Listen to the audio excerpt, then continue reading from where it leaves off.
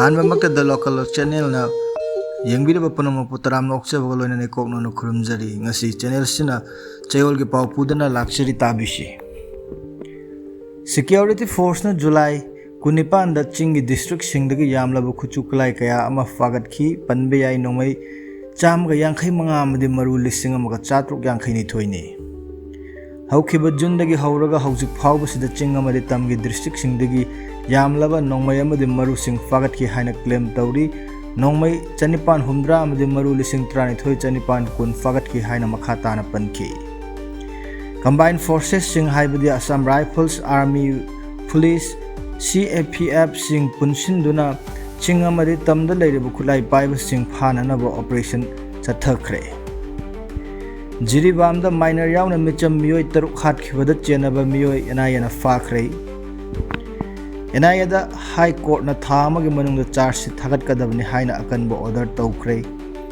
Center na Manipur the President rule Thataruk Amaga Sangdok Kre. High profile officers sing to in a transport of Miam the Chamam Nahale.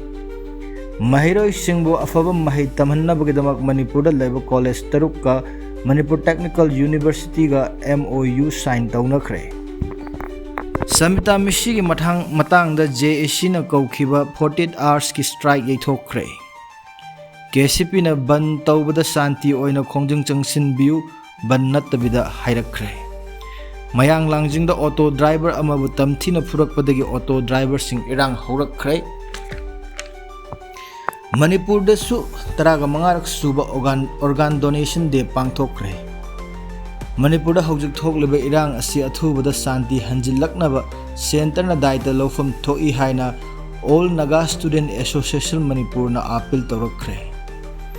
FNCC Hojik Su Blockade Tauri Government na Pakum Amat Piraktri. Laurong Konjil Forest Area da Uchara Thakre. Irang na Maram Oiraga Handak ki season na sida low unadaba low from Mayam Amalay Haikre. Irang Manung Sida government ki site ki mating ipang panglak tabana low missing wanare kokt khut hapnare. Senapati da mitop khandok po haukre. Rims ki Dental College India ki top 2 da chali haina fongre.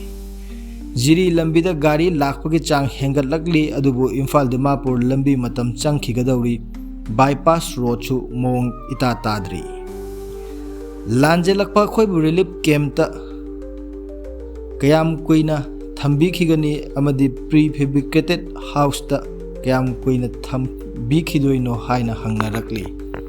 Masini local logna Pujarakle Bachayol ke Pau Tabi Singbu Amokahano Kurumjari Pau Sibunongai Birabadi channel Asibu share like amadi subscribe to biduna Mathangi Chayol Ngai Biramu Puramapuk Kurumjari.